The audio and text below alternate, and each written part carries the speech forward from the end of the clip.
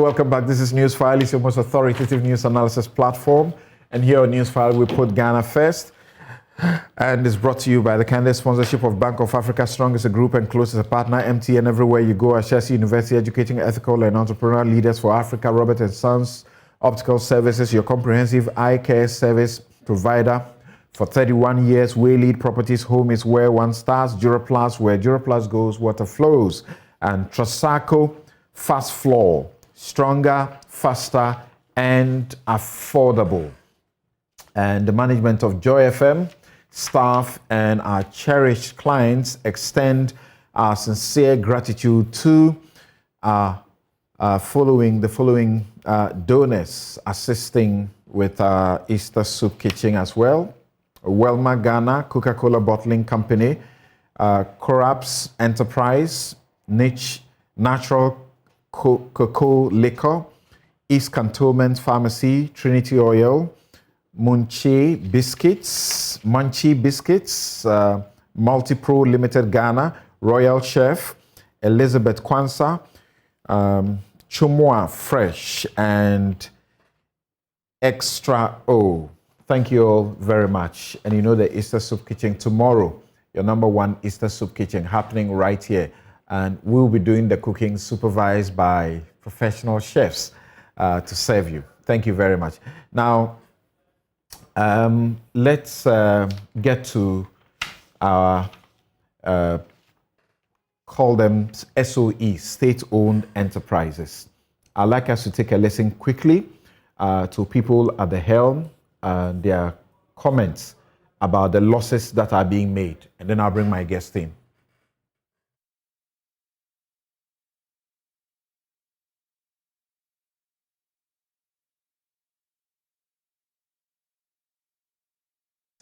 Let me use the opportunity to educate all of us. When an enterprise, a company, is operating at losses, you assess the source of the losses. It may be market-driven losses. For example, you're operating in a COVID environment. Your Joy FM may say sack some people, or let them take half pay and survive the situation. But when you see loss reported, you won't go and fire the CEO, will you? Because the environment did not permit profitable operations.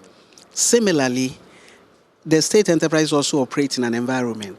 So you look at the environmental analysis and make sure that that general problem is sorted, like the enterprise models its operations to survive in that environment first, before you can point an accusing finger of non-performance on the CEO and staff. We are so negative-minded and crack the whip. I personally believe in enterprise management to mean train the people to do it well, put in place the measures to avoid corruption. Do you understand? And fire the one who has been trained and still subvert the system to be corrupt. Do you understand? That is the level you go to crack the whip. But the person is sitting in an enterprise environment where the environment has caused the manager not to be able to even come out with his best, the environment. And then you are going to punish him for that? Do you understand? So first, you have to provide the environment for the person to be performed. It is at that level that you begin to crack the whip, when you have everything it takes for you to perform, and you are not performing. We are really supposed to be measured by our efficiency and not by profitability. No, but if you talk about, I mean, so let me just get to you. You see, the 938 million, and then the 2.6 billion. It's not because somebody has gone spending that amount of money. 2015, all the projects, capital investment the state had done in water sector were all on lent to Ghana Water Company Limited. Mm-hmm. These are loans that are taken in the interest of the state to give water to the people of Ghana, irrespective of where you are located. Whether your area is viable, it is not viable, it is the state's responsibility to give you water. And now those capital investments have been all lent to Ghana Water Company. Today, as of yesterday, we're looking at our numbers. It has risen to 4.2 billion Ghana cedis because they are dollar denominated. And then we converting them, we do in cedis. Yeah, and so all this are part of the analysis that they do. So they will work out and then still bring this in. And unfortunately for GWCL, these on-lend loans have no space in the tariff build-up. And so where is GWCL going to set aside an amount of money to be able to pay for this? It is on our books. We are working on, since 2017, we've been working very hard to see how the state can really look at it, because it's making our books look dirty. Right. So you had Joseph Kujo, who is the Minister for Private Enterprises. Is this, yes, saying that, you know, we may want to think about some of these things, Minister for State Enterprises, but also finding some, you know, space for excuse for the managers of these entities. And you heard the man in charge of Ghana Water Company, Clifford Brimer. So let me begin with Professor Lord Mensah. Prof, even the minister who is superintending what we all know as we read the reports, very terrible, what cannot be allowed to happen in private enterprise is finding excuse for the losses and the wastefulness.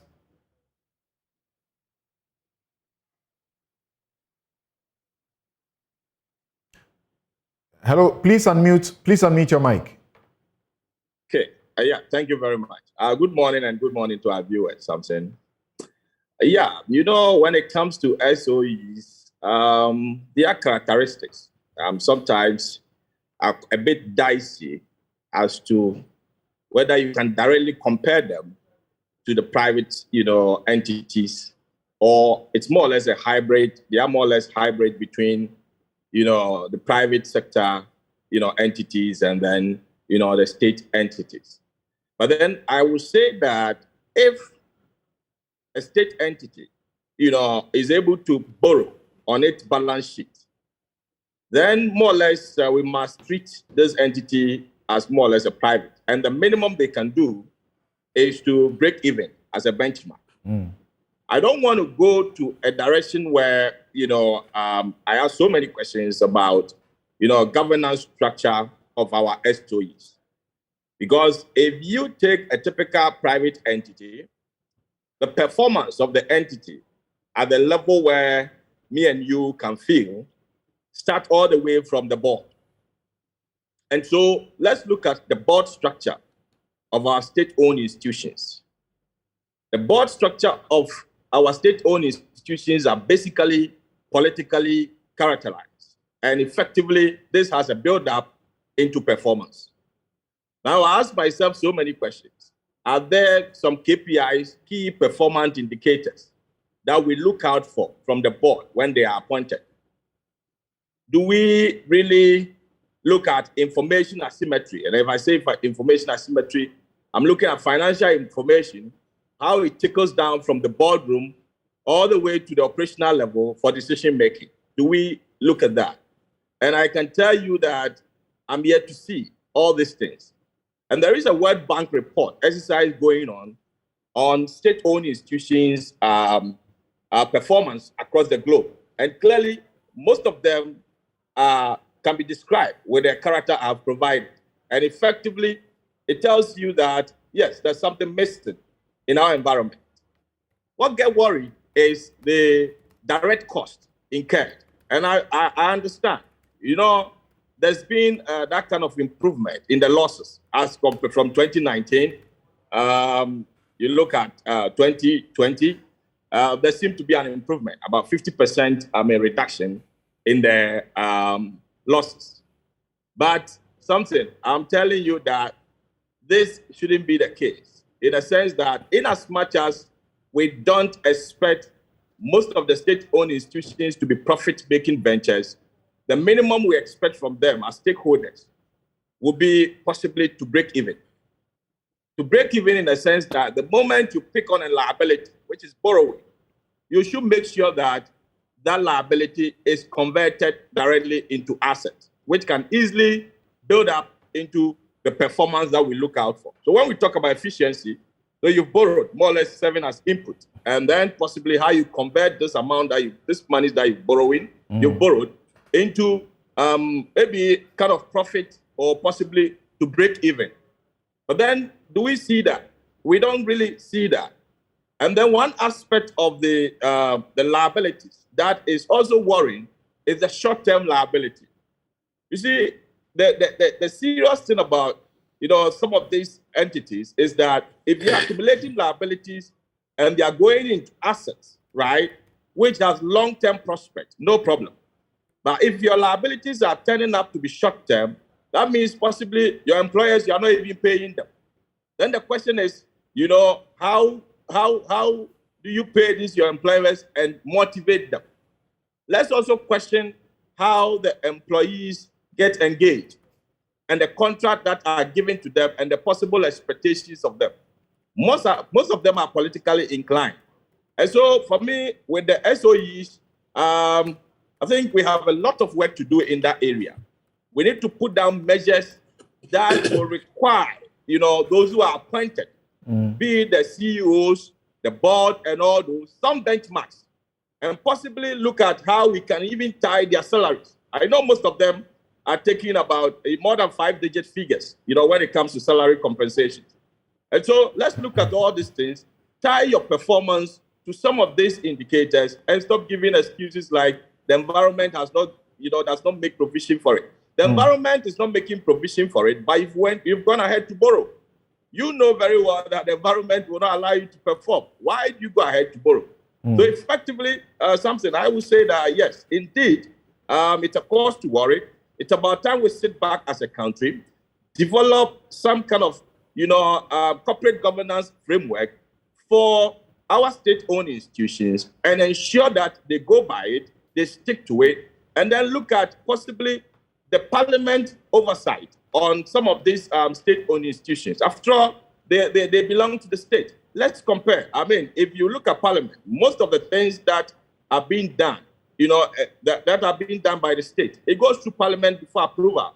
But why is it that at the state level, the state-owned institutions level, we don't ensure that there is a balance when it comes to the political divide, when it comes to the appointment of the board of those various state-owned institutions?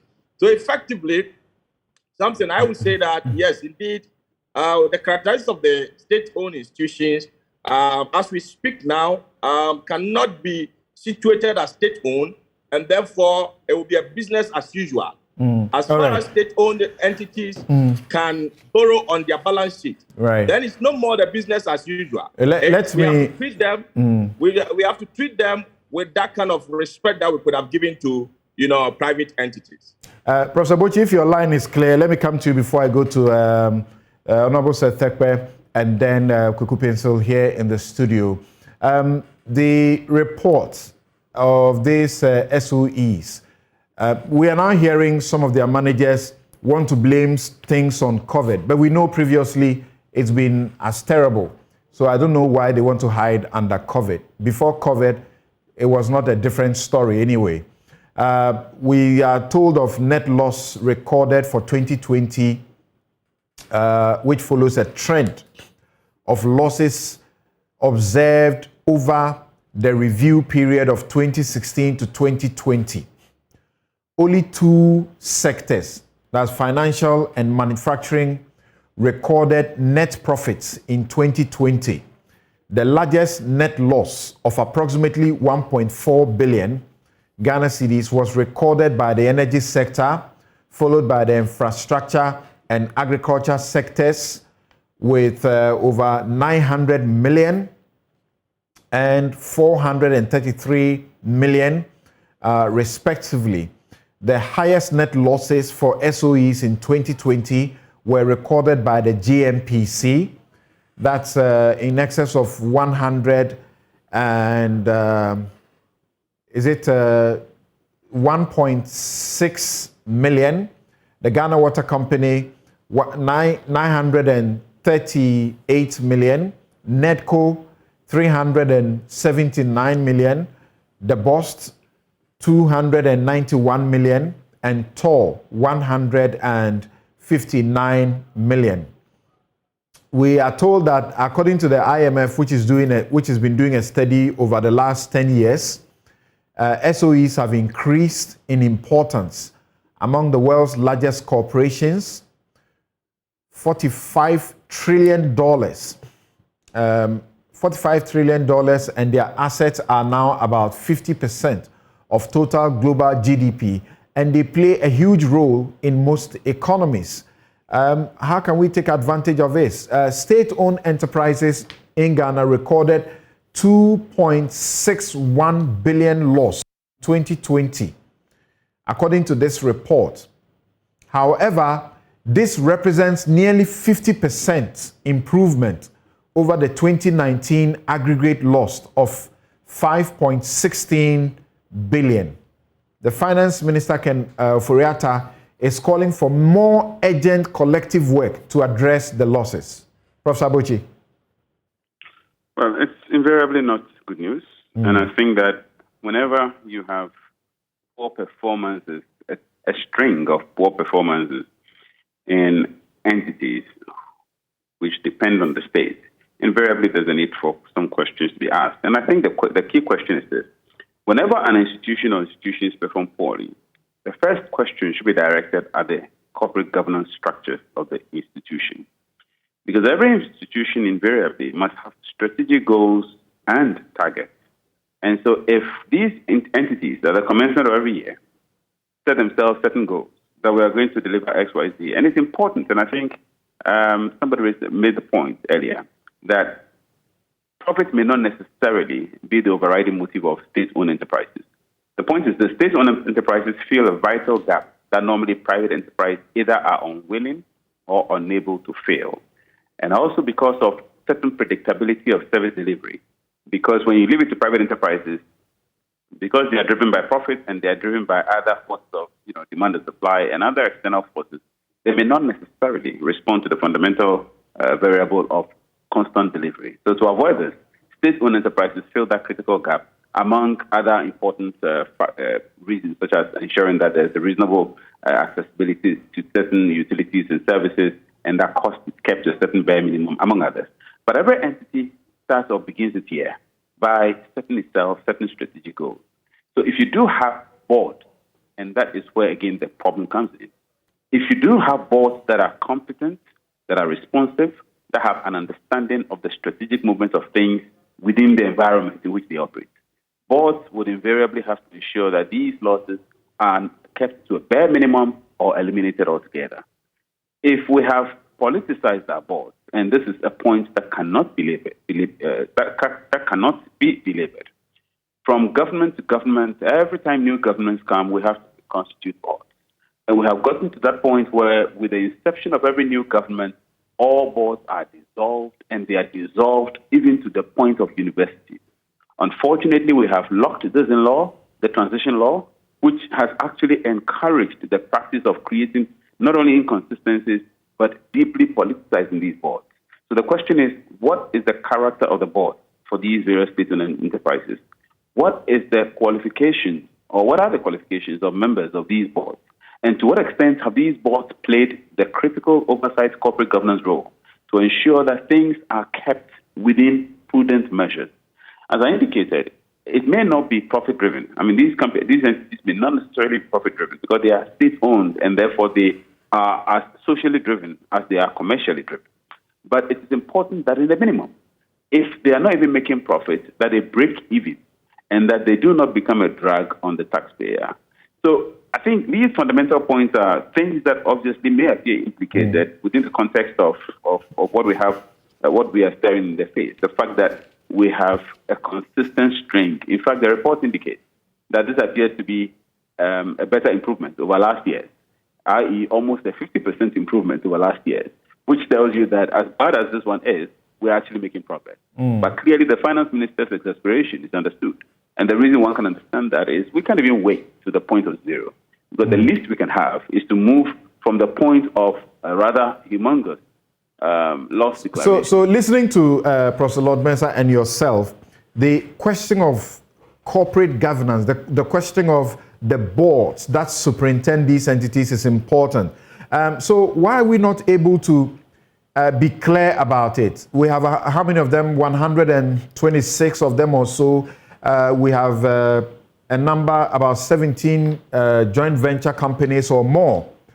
And we have seen certain individuals, a few individuals who have been appointed to some of these institutions do extremely well.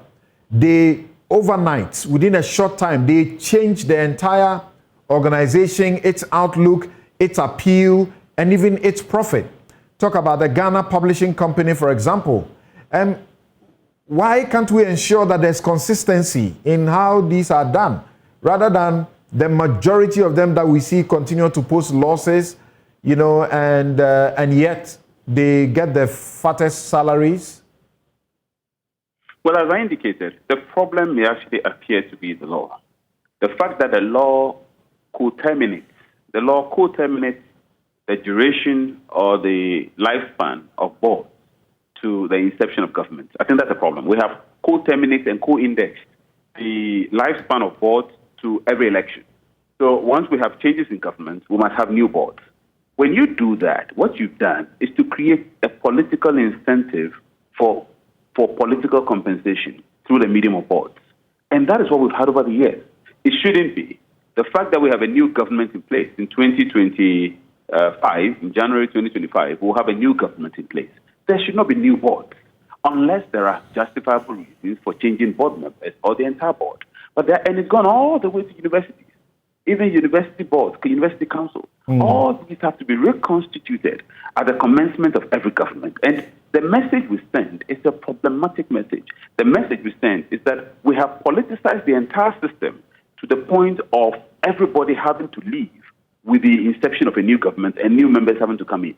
Okay. And that is not only problematic, but it creates a certain spontaneous and a certain inconsistent mindset in the operations of government, the operations of state-owned enterprises. But more dangerously, it incentivizes these entities to operate more politically than commercially. Okay, so I'll return to ask all of you about, because you are pointing to governance, the two of you so far pointing to governance and the structures that exist, what ought to be done about them, and also, as it were, the system having been hijacked by the political, elites, that political system, so to speak, and no meritocracy as well. What can be done? Because we have rehashed these problems for decades, for as long as I became politically aware. We have rehashed these problems, and all we see are our hitherto vibrant state-owned enterprises collapsing, being turned into churches.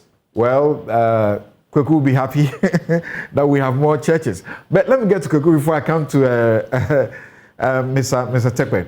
What do you make of this situation? Are we jinxed? We can't get out of this. What is wrong with us? It's a sad situation.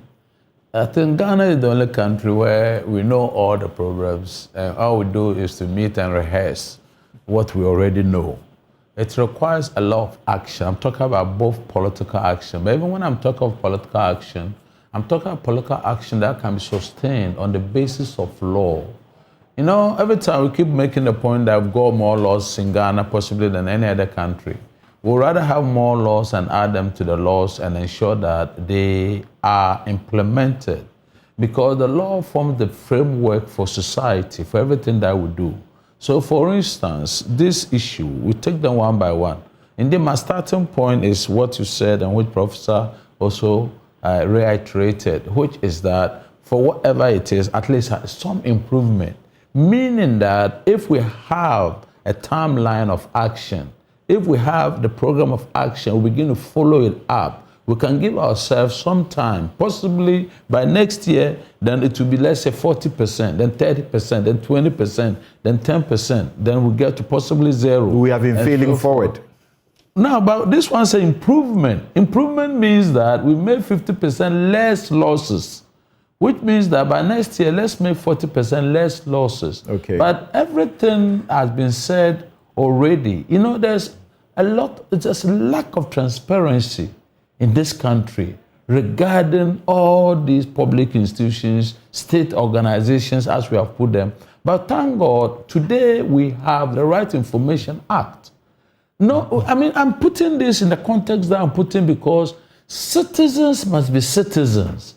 People must be activated to take an interest in our state-owned enterprises. The kind of figures that we come to this studio to hear must be put out in the marketplace. People ought to be educated. We have whatever civic education in this. People ought to be alerted to some of these things. People ought to raise the same questions. The point has already been made. We are talking about, I mean, every government that comes, of course, determines who must get in there. A lot of impunity. But do we say and forget about corruption? We can't forget about corruption and the lack of political will to prosecute people. I don't like to mention names. It will not even be good to mention names. But in Ghana here, when you are failing, then what they do is that they give you a reward, a very big reward, and they ask you to resign your position. And that appears to be all. And if we really want to get serious, these are the kind of things that we need to revisit. We need to come to ourselves as a country and make a determination that we cannot have this thing year in, year out, and every day it's a tale of woes of one sort or other. So the political action that I'm talking about is for our politicians to come to a realization that these institutions or these things that we have institutionalized, that new king, new law, a new king comes in, and everybody must be changed. Everybody must shift for somebody to come in there. By reason of those kind of things, when they come in there, their allegiance is more to whoever put him in there than the fact that he's running a state-owned enterprise. And like I said, if we have together with this one, the laws that will ensure that people render proper account of their administration or of the way they've run things over a period of time, and possibly naming and shaming. I mean, why can't we do these things for ourselves so that we will know which are the state institutions, which at the end of the year, they require commendation. There must be institute or organization or structures that are responsible for doing all of these things. Other than that, it is just one tale of woes. And the other question that we really need to ask ourselves is, what is it about our character as a people that it takes foreigners? You know, the annoying thing, and I'm using the word annoying, the annoying part of it is that every time that we have to privatize a state enterprise, it goes to a foreigner. Right. So is there something inherently wrong with us as a people that we cannot even run our own things, even as private enterprise? In other words, if it comes to the crunch, the government even has to give it up for somebody to take it. Must it be necessary? So what is it about us? These are the critical issues, and I think that these interrogations that we are doing as a country, as a soul-searching exercise, in the light of the facts that we have. But I am hopeful, I mean, in spite of everything I will say, that if we are making lesser losses, it means that we have started something that we need to look at the parameters very well and watch it over the period and be able to report what shortfalls there are in the system. So I would say, let's stick to what we have. Let's try to improve upon it. If our politicians and the people who are running this country are mindful or are willing and desirous of wanting to change the system, then let it not be. Listen, even let me put it this way. Even on the political circle, okay? Let me tell you what. America, you read the profiles of people who serve various governments. I'm talking about a political circle. That's right. One person serves so many governments, Democrats, Republicans. Apart from President Kufuor, who attempted to bring in Indom and Malam Issa and a few people. Even on the political circle, we cannot even tolerate the idea of one politician helping another government. And so what is it about us as a country that we cannot even see a situation, even if one politician... Let me flip that back to Mr. Seth Tepe. Many years ago, Duncan Williams, Archbishop Duncan Williams, preached about crabology. We behave like crabs. You put them in a basket, they won't allow anyone to get up top. Mr. Tekba, you have a better view of this situation because of your previous position as finance minister. What is wrong and what needs to be done? How urgent is this? Thank you very much, Samson. First of all, I'm with lawyers, and so I hope you can pardon me, including yourself. But let's go to Chapter 13 of the Constitution. State-owned enterprises are the only ones, or the majority, where exceptions are made for the establishment of separate funds for their operation. When you go to their laws, they are the only ones who are allowed to borrow on their balance sheet, own assets, and incur liabilities. I won't say the only ones, but they are in the majority. Some agencies have those clauses. So the premise of a state-owned enterprise, and the reason why they file, and Professor Lord Mercer can correct me, under IFRS, not IFSAS, is that they are profit-making. Having said that, we do appreciate their economic, social, and political importance, if I may, pushing that agenda. So if I may be very specific, to explain our policy, the self-financing policy, which I believe the MD for Ghana Water attempted, to say was something wrong. Yes, Ghana Water has the responsibility to provide water to the whole country. But the water that is provided in Accra, I won't be specific in certain areas, it's not the same as the loan that is taken to provide water in rural Ghana. Our policy was self-financing. And we are saying, let us segment the market. Let us segment your portfolio, just as I am segmenting my loans. And I'm saying that if I take a loan and you are providing water to a community, which, let's say, I won't say 100%, but up to 80, 85% can pay for the cost of water. I don't see any reason why that loan should not be recovered.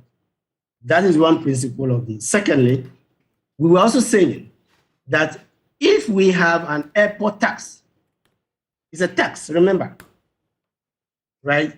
And we want to construct an airport. Why should we not fall on that tax? When that project will bring in other services, which airport company can use to pay for its operations and expenses. Why would you want to take? So the state ceded its share of the tax that goes into the consolidated fund, took the portion of tax, bundled it, and I can assure you that in these instances, KJT as another example, let me not go into Ports and Harbors Authority is a typical example, port expansion, MPS and the rest. I can assure you something that when we bundle these commercial elements, as opposed to the social element of these state-owned enterprises, the money that was projected was sufficient for us not to issue a sovereign guarantee for those loans. You can check the records. So there was no sovereign guarantee issued for airport company. And we were in the process of bundling, that loan, which, and talking to real estate companies who want water, sent to their sites. You look at the economy, you look at how it is evolving. And they were willing. We had started the discussion. We couldn't finish. For water to be extended, after all, they are going to pass on the water to the consumers, metered. We were going to have prepaid metering and the rest. So I'm saying that if those policies, I'm explaining the rationale. Why am I explaining this? Today, we do not have access to the markets. And that will come with the inability of the state to issue sovereign guarantees for debt. And even if it did, it will be at a very high cost. If we have a model where commercial projects by state-owned enterprises, as opposed to their social elements, rural electrification, self-help is a good example, as opposed to consumption, energy that is consumed by consumers. Ghana Water, water to, for loans, right? to wash cars and the rest, shouldn't they be paid for? If we can ring fence those and say through the utility regulators that these elements must be self-financing, that is the only way in which we would reduce the dependence on the state for everything. Now, therefore, it brings, and if we do that, in fact, the state-owned enterprises, the repayment of the loan was not going to go back into the consolidated fund. Let me emphasize that.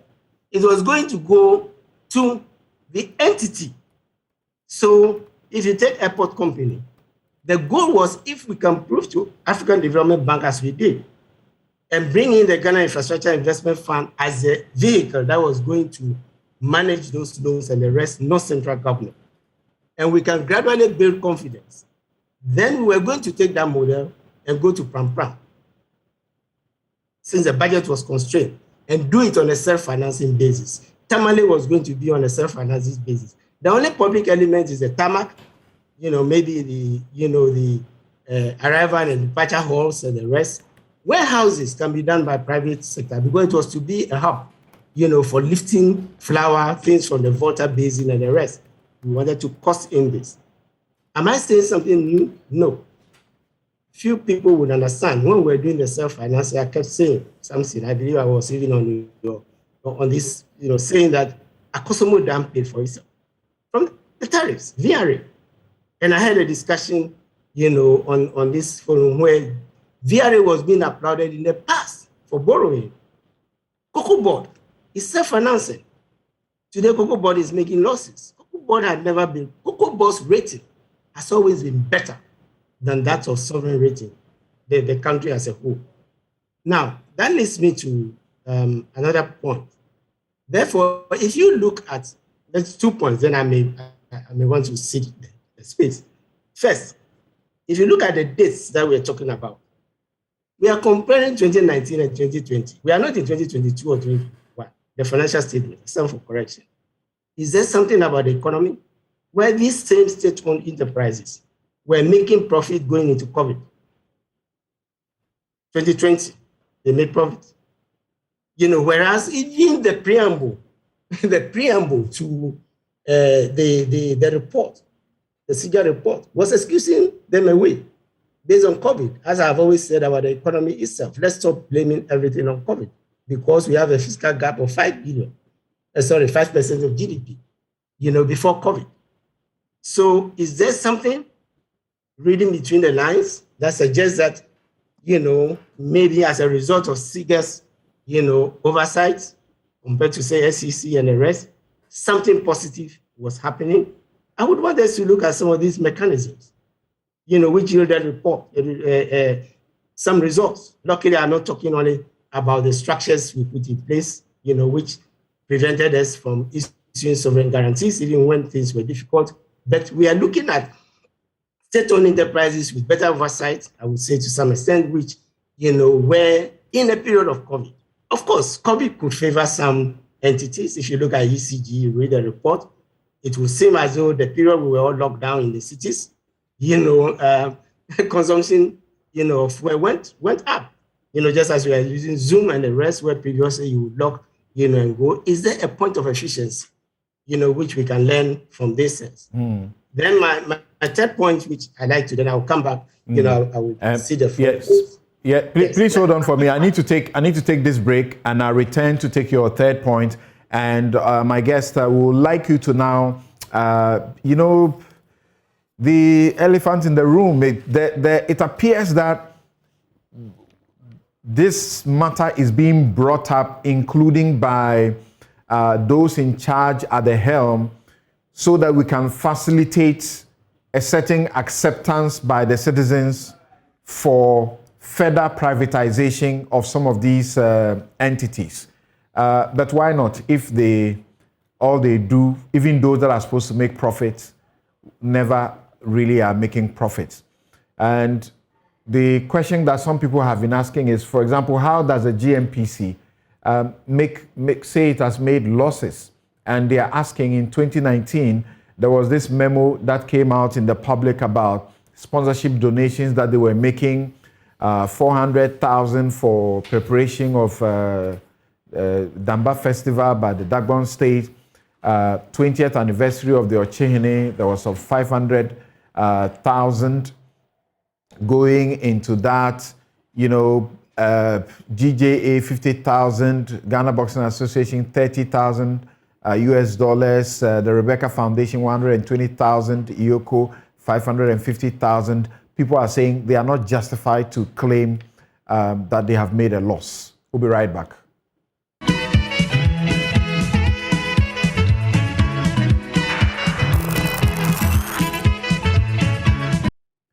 You're welcome back. This is Newsfile, it's your most authoritative news analysis platform.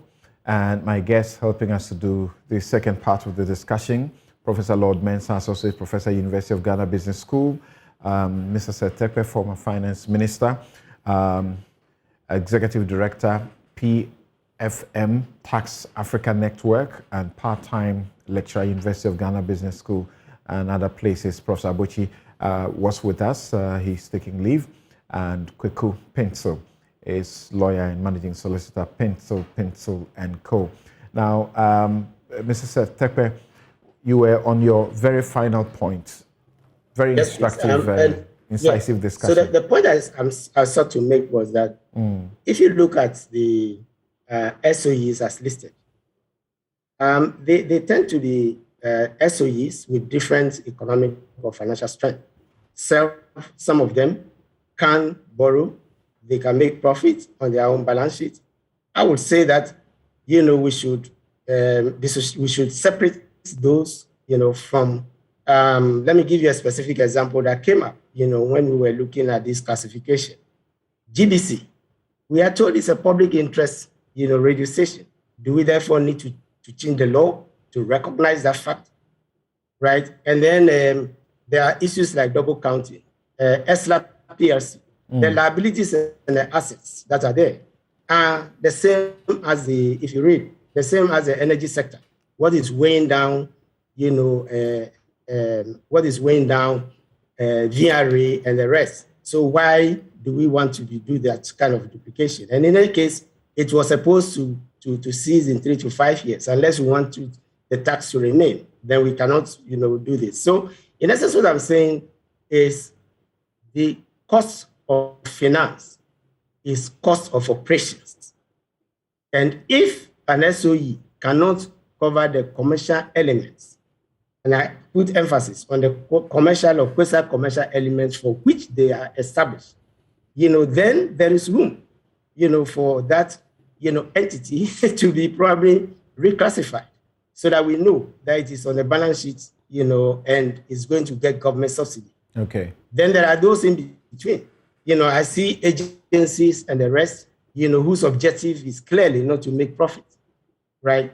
And so if we do this separation, I'm talking in terms of looking at the report, and suggesting, it's not just criticism, but also suggesting enhancements, which was what we sought to do with the self-financing. I think that we'll be in a position. Yeah, so by the classifications that you make, in a minute, if you can tell us this, are there some of these SOEs that you will vote for, letting them into private hands? Into private hands, we need to prepare them before you can market them. Otherwise, the state will just be giving away. Mind you, many of these entities have assets, substantive assets, they will be making liabilities. So we need to prepare them, for the markets. But I would, or what we sought to do through our policy is definitely not to issue sovereign guarantee, for the GNPCs, Cocoa Board, which is borrowing on its own, this cash, VRA was sound. In fact, VRA, through the waterfall, was going to pay for the ESLA loan that was, used to finance. So that's the sort of first step I would make before you think about that. Let's go to Professor Lord Mensah, and thanks again for your patience. I need to plead for Professor Kofi Abochi. He had to take leave of us. Now, from the diagnosis that you make, what should we be doing? Professor Kofi Abochi is still with us? Okay, thank you very much. We had lost him, and my understanding was that he had to leave us. So, Professor Lord Mensah, The question is, what do we go from here? We continue to complain and talk about the issues that bedevil these entities. What do we do? Should privatization be the only way out? Right.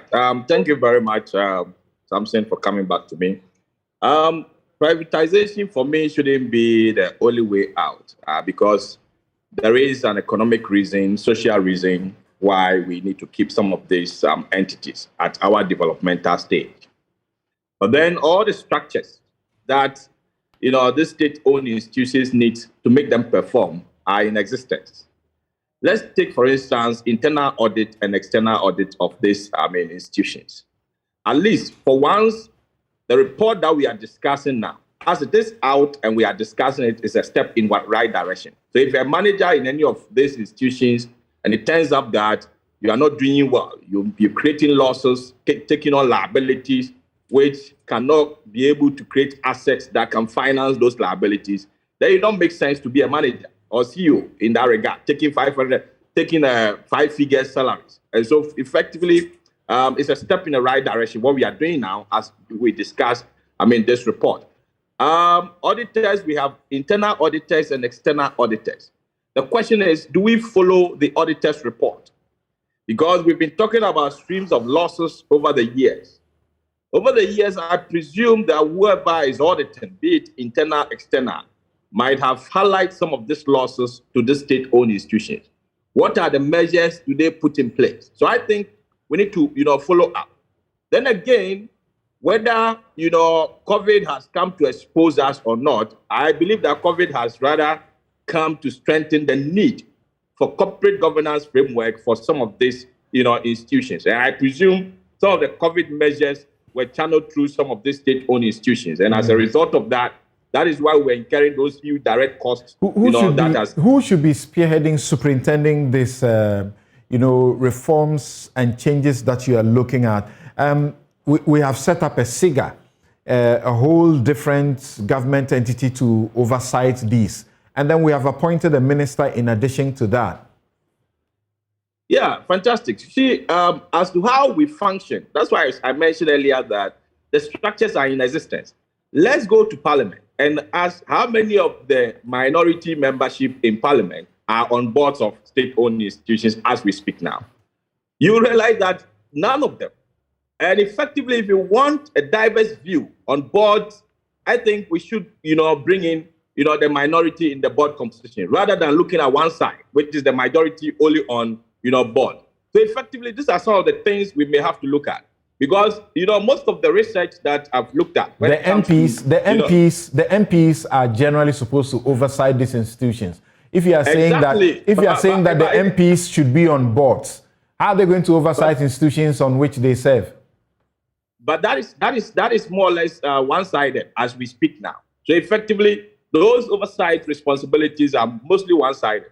But then I'm looking at diverse board, which will rope in different people, not necessarily those in government, so that we can get diverse views when it comes to decision making. So MPs should not be there at all? Come again? MPs should not be on these boards at all? Well, state-owned institutions are, the owners are the citizens of this country. You can look beyond just the Parliament. There are several people that you can call in to come and help when it comes to decision making. So we don't form boards based on celebrity standards and based on what do you call it? Who matters in the society. Right. Professor Bochi, what do you have to say? How do we get out of this quagmire, so to speak? Well, unfortunately, the answers are rather straightforward, and again, it depends on how really serious and committed we are to this. There are some things you can't go around it. It's a straightforward case of management. It's a straightforward case of corporate governance.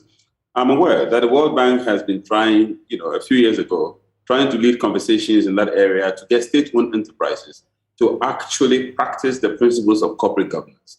Good principles of the rational use of resources, good principles of management, ensuring that the structures of governance in the company are working, ensuring that proper control systems are adhered to, ensuring that we depoliticize the entire framework and processes of these entities that fundamentally, even if social, must operate with basic commercial principles in mind. Do you have hope that we can get to having good corporate governance systems in these entities when, if it is left the way it is now, where the politicians have to fill these boards, and often we know how they do it. It's patronage. How much have you contributed to the party?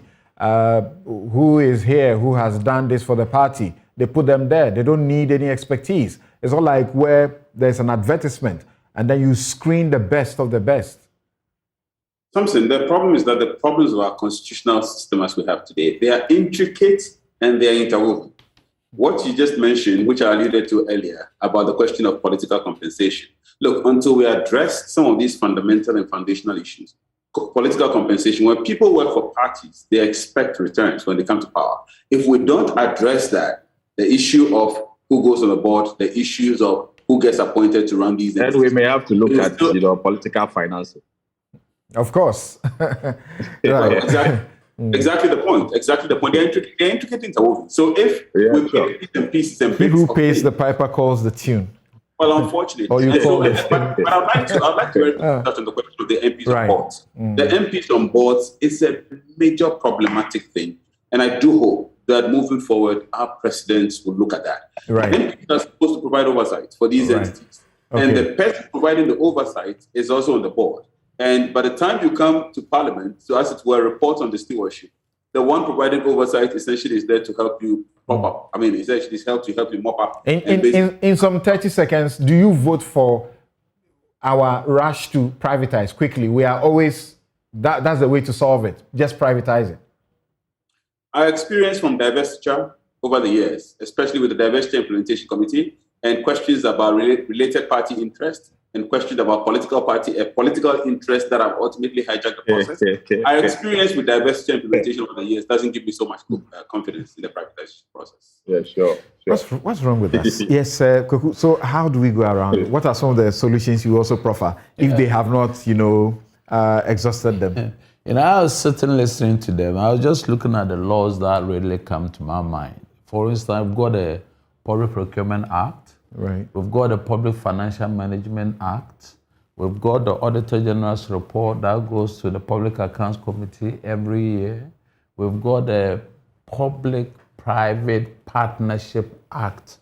All of these laws have been structured in such a way that if indeed our state-owned enterprises were to work within the framework of these laws, they would indeed cut out almost all these losses that we're talking about. But because essentially the state controls all of these institutions and of course the people who run these things, at the end of the day, the state itself lacks the political will and the political power to hold these people to accountability, so that over the years, we've got the Public Accounts Committee, once in a while, dramatizing these things on our televisions, and at the end of the day, the reports get shelved. It's about time that somebody took these reports and set out what is clearly in private pockets and efforts and attempts to retrieve these things and prosecute them. But it's very regrettable that somehow, for some reason, governments come and after some 1 or 2 show trials, everything ends. That is what feeds the impunity. Yeah. That's what makes people who sit in these places. Like my learned friend was talking about, if you put an MP on a public board, quite naturally, he becomes part of the canker. And of course, if they were making successes, the same way we refer to them. But since it is now a matter of record that all we know is to make losses with public bodies and institutions, it's about time, and the laws are already there. I will emphasize this business of making use of the Auditor General's report. And if people will be held accountable, at least it would put a check on accountability. And there's a portion that you talk about that's also very interesting, and we need to pay attention to when people are being accused or suspected and they're supposed to be taken to trial. Once it belongs to this other party, they say everybody is a saint. Don't touch them. How do you run a country like that? Yes, Mr. Setekwe, you wanted to wrap up in a minute. Yes, thank you very much. I just wanted to say that the governance structure has been touched on, but it may be getting worse as we speak. And again, I'm mindful of talking to lawyers. Who owns, GATT? Who owns CBG? I think these are issues that have been coming up, following our experiences with divestiture. And then we seem to have found a loophole also from the conversion of corporations to companies, in avoiding the parliamentary track, when we want to incorporate certain entities.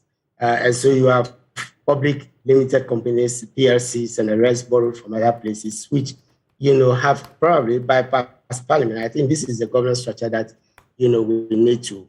The reporting and authority, as you alluded to, I think that, yes, SIGA, is important, but how does SIGA position itself with the board of directors, with the ministry, right. And I think that we have run out of... we would be escaping it.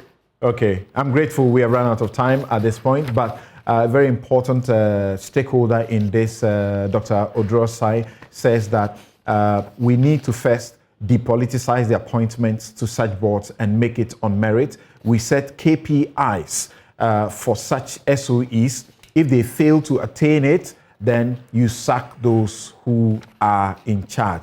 These SOEs, those set up as companies or joint ventures with substantial state interest, yet they fail to comply with the dual reporting requirements under the PFM Act and the Companies Act, which is very bad. Corporate practices must be adhered to. This has been Newsfile. It is your most authoritative news analysis platform. And here on Newsfile, as always, we put Ghana first. Thank you so very much to Kweku Pencil. He's a lawyer. Randolph Chumesi is a lawyer. Thank you also, Professor Kofi Abochi, Dean, UPSA Law School. Professor Lord Mensah, Associate Professor, University of Ghana Business School. Honorable Sir Tepe, former Minister for Finance and Executive Director, PFM Tax Africa Network. And yes, that's been it. Thank you all so very much. Have a good afternoon.